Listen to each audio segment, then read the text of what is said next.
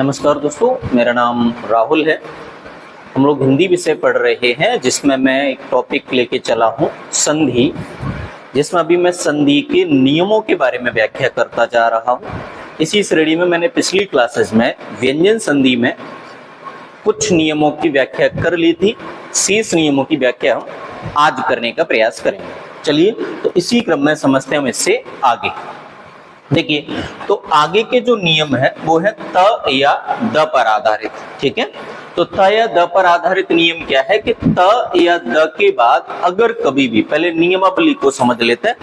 त या द के बाद च या छ आए तो त या द च में बदल जाता है। ज या झ आए तो ज में बदल जाता है। ट या ठ आए तो ट में बदल जाता है। ड या ढ आए तो ड में बदल जाता है। ल आए तो ल में बदल जाता है और स आए तो छ में बदल जाता है। आराम से मेरी बात को समझने का प्रयास करना है कि त या द के बाद, फिर से समझो दोबारा से, च हो या छ हो च में बदलेगा, ज हो या झ हो ज में बदलेगा, ट या ठ दोनों ही वर्ड ट में बदलेगा, ड या ढ दोनों ही वर्ड ड में बदलेगा, ल आए तो ल में बदलेगा, स आए तो आधा च छ में बदलेगा।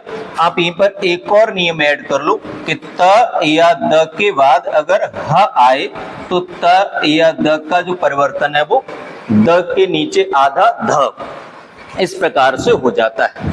तो अब हम बात करते हैं इन्हीं नियमों को विस्तार से उदाहरण सहित क्रमवाई क्रम। तो पहला नियम हम लोगों ने क्या पढ़ा कि त या द के बाद अगर च या छ आ जाए तो त हो चाहे द हो बदलता किसमें है? छ में, सॉरी च में। जैसे उत प्लस चाटन तो क्या बना? उच्चाटन। उत प्लस चारण क्या बना? उच्चारण। शरत प्लस चंद्र क्या बना? शरत चंद्र। उत प्लस छिन्न क्या बना? उच्छिन्न। देखो, समझने वाली बात एक और है यहाँ पर, जैसा कि मैं आपको समझाने का प्रयास करता हूँ कि अगर यही उदाहरणों को हम लोग उत की जगह उद प्लस चाटन बनाएंगे तो भी हमारे सवाल का जो जवाब है वह सेम आएगा। क्या लिखेंगे? उच्चाटन लिखेंगे, बिल्कुल सेम। तो चाहे आप त हो चाहे द हो, त या द के बाद च या छ दोनों में से कोई भी वर्ड आता है त या द च में बदल जाता है। ठीक है, चलिए अगली बात आराम से समझना है, टाइम वेस्ट करूंगा नहीं मैं बिल्कुल भी, थोड़ा सा स्पीड बनाए रखूंगा ताकि कम समय में ज्यादा बातें समझा सकूं, है ना। क्योंकि टॉपिक में बहुत ज्यादा भी तो ऐसा नहीं होने देना है कि वीडियो ही 15 बन गई, फिर आप कैसे देख पाएंगे। समझिए, आगे है सत प्लस जन। तो क्या बना कि सत प्लस जन। अब हम लोगों ने क्या पढ़ा? त या द के बाद च या छ हो तो च में बदलेगा और ज या झ हुआ तो ज में बदलेगा। तो वही नियमावली यहाँ पे समझिए। देखो, सत या सद, आप समझ गए? सत या सद, यहाँ पे ये ध्यान रखना है कि सत हो या फिर सद हो, क्योंकि ये संधि त या द दोनों ही वर्णों पर काम करती है। तो विपत हो या विपत द हो, बृहत हो या व्रह द हो। ठीक है, अब समझने का प्रयास करते हैं। तो सत या सत सद या सत प्लस जन बना सज्जन, उत प्लस ज्वल बना उज्ज्वल, विपत प्लस जाल बना विपत जाल, बृहत प्लस झंकार बना बृहत झंकार। तो इससे ये स्पष्ट हुआ कि हमारी नियमावली में दो नियम जो हमने अभी हाल ही में पढ़े उनको आप समझ गए होंगे। चलिए आगे की बात करते हैं हम लोग अगली नियमावली पर। ठीक है, अगला नियम है कि त या द के बाद ट या ठ, ट या ठ दोनों में से कोई भी वर्ड हो त या द बदल जाएगा ट में। जैसे तत् प्लस टीका तो क्या बना? तटीका। त हो या द हो। ठीक है, बृहत प्लस टीका बृहट टीका, बृहत प्लस टंकार बृहट टंकार। आपको समझ में आ रही है बात? बढ़िया। तो यहाँ से हम लोगों ने तीन बातें समझ ली। अब बात करते हैं चौथी बात की। तो हम लोगों ने क्या सीखा कि त या द के बाद च या छ आए तो च में बदलेगा, है ना। ट या ठ आए तो ट में बदलेगा। ज या झाए तो ज में बदलेगा। अब इसी क्रम में ड या ढ या ढ, कोई भी वर्ड आई त या द किस में बदलेगा? ड में। ठीक है, जैसे उत प्लस डीन उड्डीन, उत प्लस डयन उड्डयन, बृहत प्लस डमरू बृहत डमरू। ठीक है, उम्मीद है ये वाली बात भी आपको समझ में आई होगी। आगे का नियम है कि त या द के बाद ला आ जाए, त या द के बाद अगर ला आ जाए तो त या द ल में ही परिवर्तित हो जाता है। जैसे उत प्लस लास देखो उल्लास, उत प्लस लेख देखो उल्लेख, उत प्लस लंघन देखो उल्लंघन, उत प्लस लिखित देखो उल्लिखित। ये शब्द समझ पा रहे हैं ना? विद्युत प्लस लेखा देखो विद्युल्लेखा। अच्छा, यहीं पे एक बात और समझ के चलनी है। ठीक है, कि त या द के बाद अगर कभी ह आ जाए तो त या द के बाद अगर कभी भी ह आ जाए तो त या द ध में बदल जाता है। समझो, देखो पहले ये बातें रिवाइज कर लो। त या द के बाद च छाएगा तो त या द च में, ज जाए तो ज में, ट आए तो ट में, ड आए तो ड में और ला आए तो ल में बदल जाता है। ह आए तो कैसे? देखो उदाहरणों को समझो। उत या उद, उत या उद प्लस हार तो मिला के क्या बनेगा? उद्धार। समझ गए? जैसे पत या पद प्लस हति तो क्या बनेगा? पद्धति। हालांकि मैं इसका जिक्र पीछे कर चुका हूं, लेकिन फिर भी आपको ये बात समझ के चलनी है। एक और नियम होता है जिसका जिक्र मुझे यहाँ पे कर देना चाहिए कि अगर त के बाद कभी भी स आए, ठीक है, तो स का लोप हो जाता है, हटा दिया जाता है। मतलब क्या हुआ? जैसे ही समझो, एक शब्द है उत प्लस स्थान। अब यहाँ त या द नहीं बोल रहा हूं, ठीक है, तो उत प्लस स्थान क्या बनेगा? उत्थान। ठीक है, जैसे एक और शब्द ले लू, उत प्लस स्थित। आराम से मेरी बात को समझ। उत प्लस स्थित तो ये शब्द क्या बनेगा? उत्थित। तो अगर त या द के बाद ह आए तो ध बनता है, और त के बाद अगर स आए तो स का लोप हो जाता है। ठीक है, उम्मीद है त या द से जुड़ी हुई बातें आपको समझ में आई होंगी। क्लियर? चलिए आगे की बात करते हैं। आगे देखो क्या है, ये नियम हम लोग इसका जिक्र पीछे थोड़ा सा कर चुके थे। अभी यहाँ पे इसका बढ़िया तरह पूर्ण रूपेण जिक्र करेंगे कि त या द के बाद अगर स आ जाए, ये वाला स, तो त या द के बाद स आ जाए तो क्या बनता है? आधा च छ। देखो उत प्लस शासन उच्छासन, उत प्लस शिष्ट उच्छिष्ट, उत प्लस श्रृंखला उच्छृंखला, शरद प्लस शशि शरच्छसी, मृत प्लस सकटिकम मृच्छकटिकम, श्रीमत प्लस शरत प्लस चंद्र तो श्रीमत शरत चंद्र। देखो त के बाद च आ गया तो त किस में बदलेगा? च में। चाहिए? और त के बाद स आ गया तो किस में बदलेगा? आधा च छ में। एकदम क्लियर? चलिए बढ़िया, आगे की बातें समझने का प्रयास करते हैं। अब देखो कुछ संधियां हैं जहां पर ये नियमावली का विरोध करती, मैं आपको समझाता जाऊंगा। जैसे देखो आराम से समझो, मंत्रिन प्लस परिषद तो इस शब्द का बनेगा मंत्री परिषद। जैसे पित्रन प्लस हंता क्या बना? पित्रहंता। युवन प्लस राज युवराज, पच्छिन प्लस राज पच्छीराज। तो यहां से आप क्या समझे? जिन वर्णों का अंतिम वर्ण न होता है हलंत सहित, वहां जब उन्हें मिलाते हैं तो केवल न हट जाता है, बाकी संधि का कोई नियम लागू नहीं होता। आप समझ गए? आगे समझिए।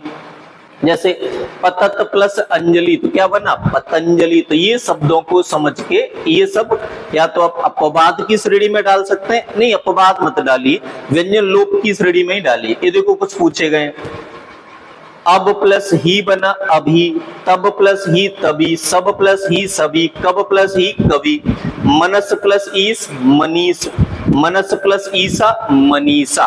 ये कुछ संधियां हैं जहां व्यंजन लोप का उदाहरण है, अर्थात इनका मेल करने पर व्यंजन परस्पर हटा दिए जाते हैं। ठीक है, चलिए आगे बात करते हैं हम लोग विसर्ग संधि के बारे में।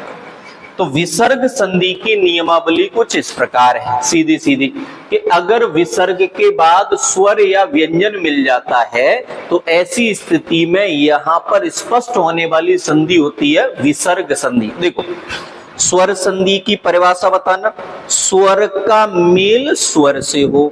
व्यंजन की बताना, स्वर का मेल व्यंजन से अथवा व्यंजन का मेल स्वर से अथवा व्यंजन का मेल व्यंजन से हो, व्यंजन संधि होती है।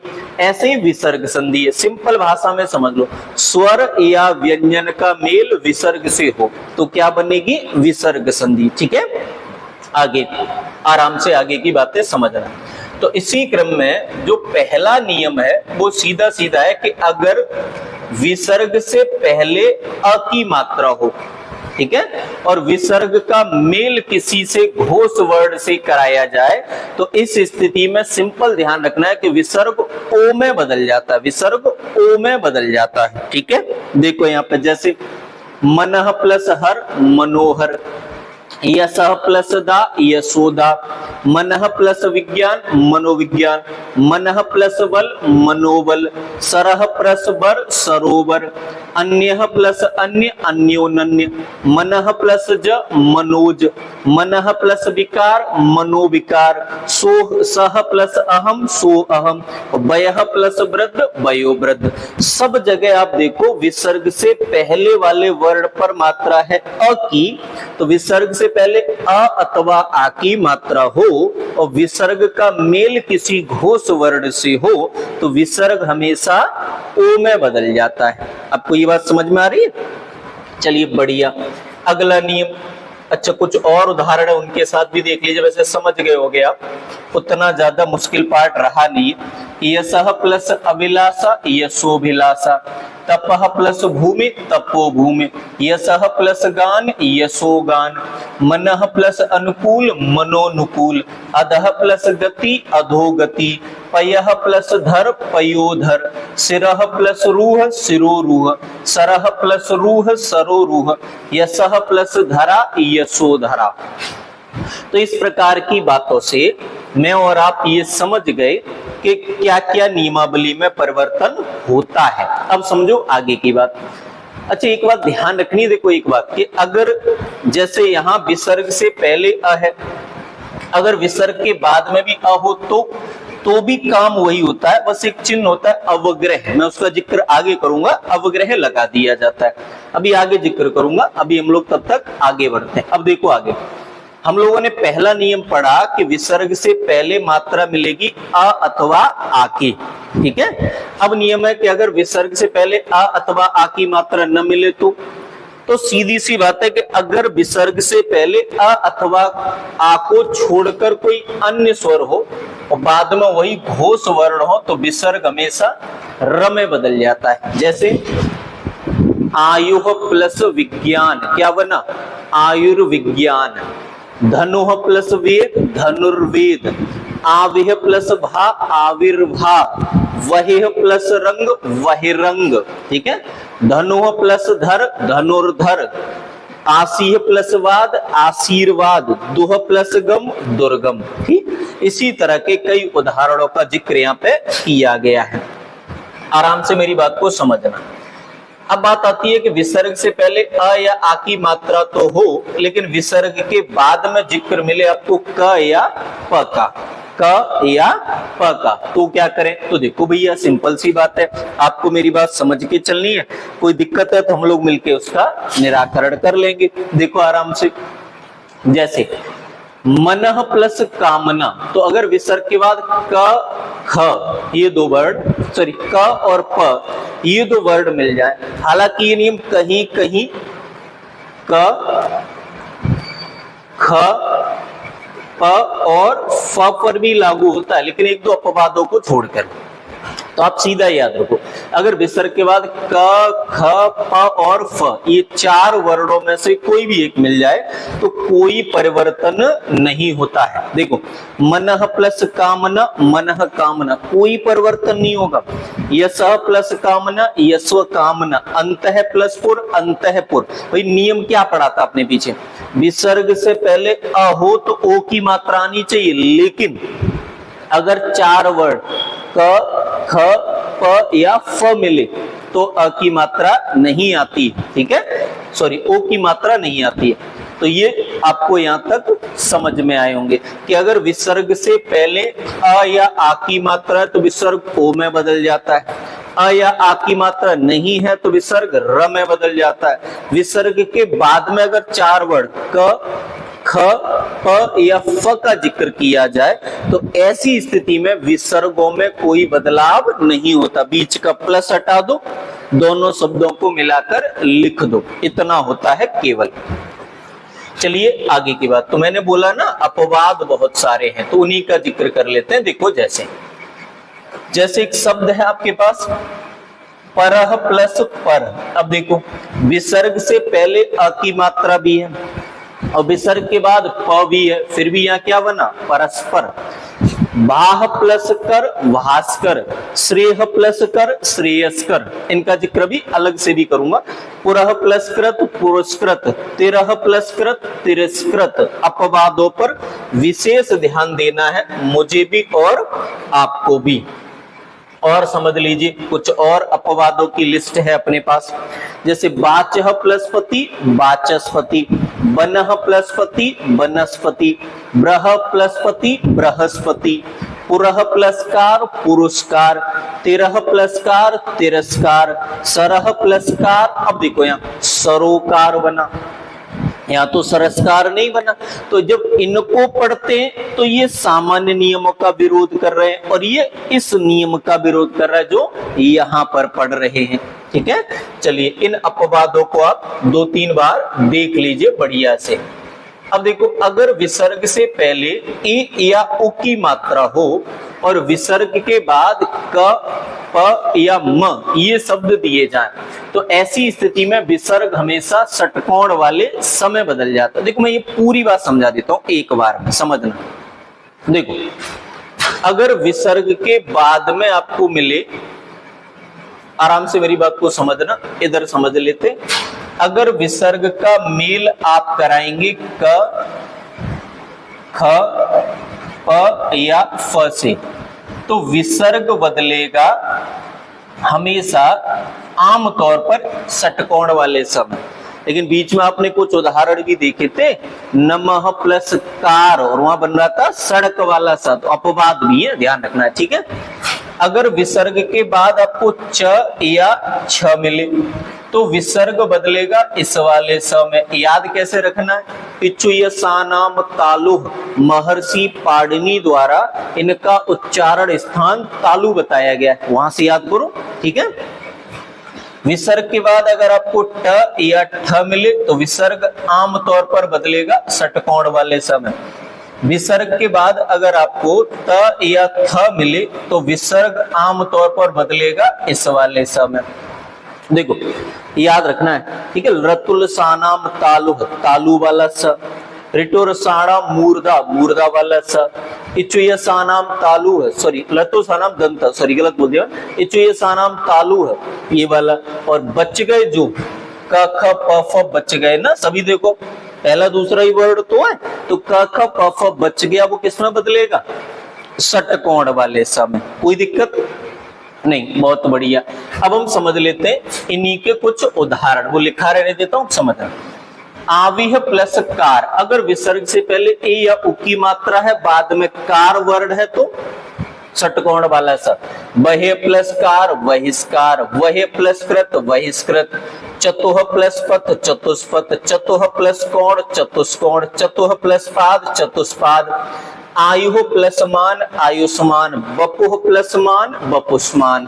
क्लियर है। चलिए आगे की बात कर लेते हैं। अब देखो समझना, बात आती है कि विसर्ग से पहले भी स्वर हो, विसर्ग के बाद में भी स्वर हो। तो देखो सिंपल बात को समझना है, आराम से समझो, लेकिन एक मुख्य बात है। देखो क्या है, जैसे विसर्ग से पहले स्वर हो तो ऐसे समझो कि स्वर और स्वर दोनों एक ही परिवार के, तो ऐसे याद रखो भैया कि जब दो लोग एक ही परिवार के हैं तो किसी भी मेल मिलाप को सुलझाने के लिए किसी अन्य की आवश्यकता नहीं होती है उन्हें।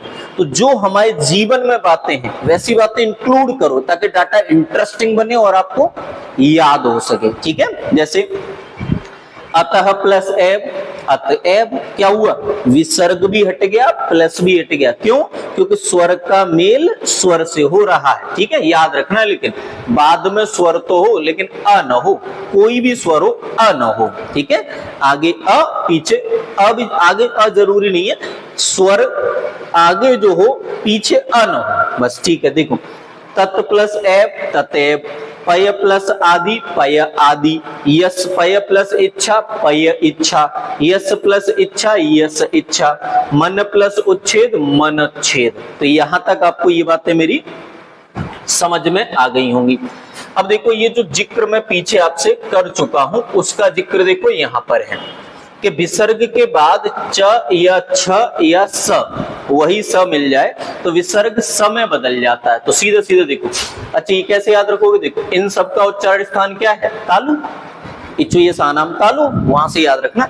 जैसे कह प्लस चित कश्चित, कौन सा वाला स, तालव्य स।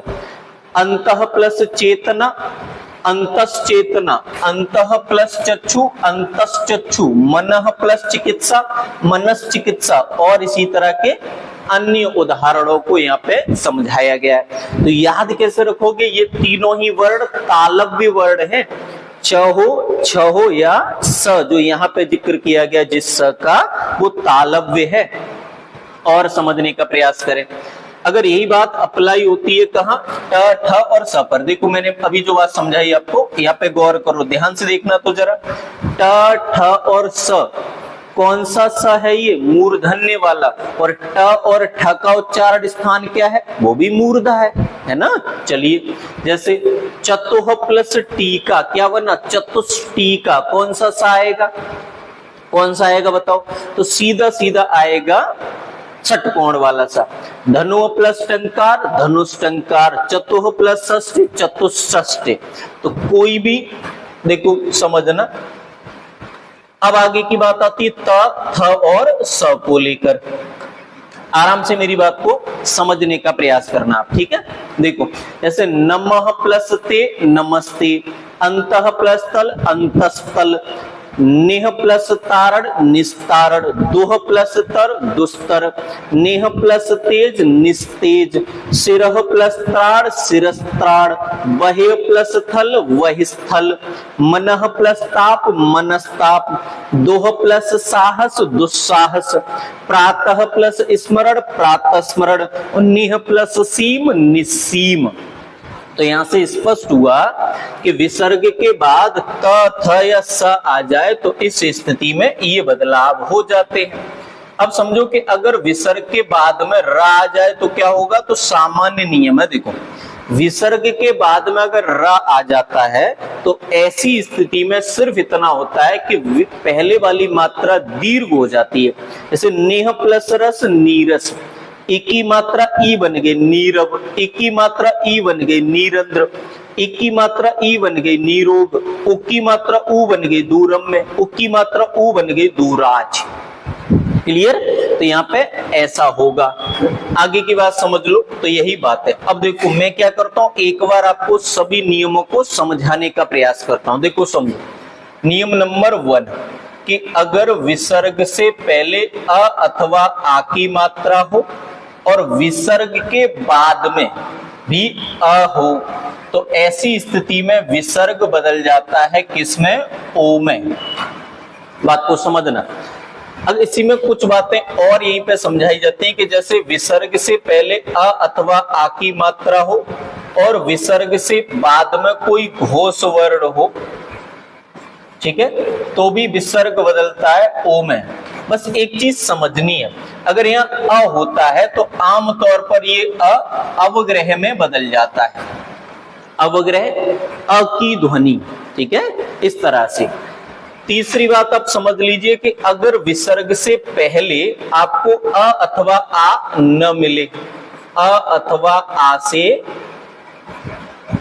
अ अथवा आ से भिन्न स्वर, बात को मेरी को समझना है, भिन्न स्वर मिले, ठीक है, तो और इसका मेल हम कराएं तो ऐसी स्थिति में विसर्ग बदल जाता है र में।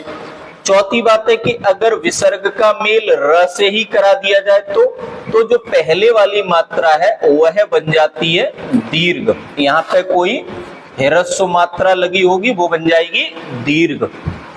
पांचवी बात कि अगर विसर्ग के बाद च या छ आ जाए तो विसर्ग बदलेगा स में, ट या ठ आ जाए तो विसर्ग बदलेगा स में, और अगर विसर्ग के बाद त या थ आ जाए तो विसर्ग बदलेगा स में।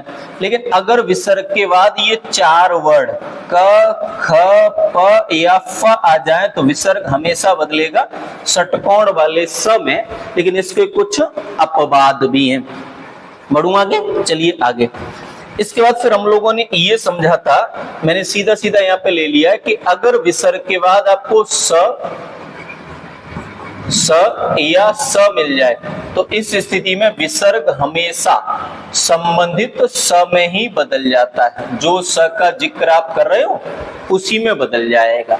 फिर हम लोगों ने पढ़ा था कि अगर विसर्ग से पहले ए अथवा उ की मात्रा हो और उसके बाद विसर्ग में आ जाए क ख प और फ तो कोई बदलाव नहीं होता है, केवल बीच का प्लस हटा के वर्णों को आपस में मिला के लिख दिया जाता है।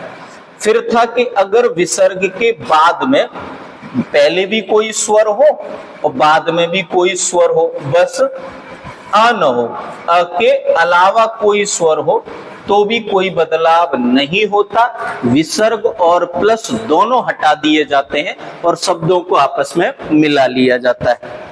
उम्मीद है आपको मेरी ये बात यहाँ तक समझ में आई होगी।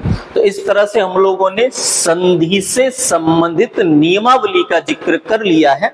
अब इसके बाद जो अगली क्लास होगी उसमें मैं लगभग 40 या 50 सवाल ऐसे लूंगा जहां आपको संधि विच्छेद और संधि के नियमों को एक बार पुनः समझाने का प्रयास कर सकूं। लेकिन वही बात है कि अगली क्लास आपकी समझ में ठीक तरह से तभी आएगी जब आप इस क्लास को कई बार ठीक से देखेंगे। चलिए, छोटी क्लास रखिए, कम डाटा बोला है, फालतू बातें करने का प्रयास नहीं किया है, अधिकतम समय पढ़ाने में दिया है। उम्मीद है आपको मेरी बात समझ में आई होगी। मिलेंगे हम लोग अगली क्लास में, तब तक आप खुश रहिए, ख्याल रखिए और मन लगाकर पढ़िए ताकि आगामी परीक्षा में आपको बहुत अच्छे अंक प्राप्त हो सके। धन्यवाद, मिलते हैं हम लोग इससे अगली क्लास में।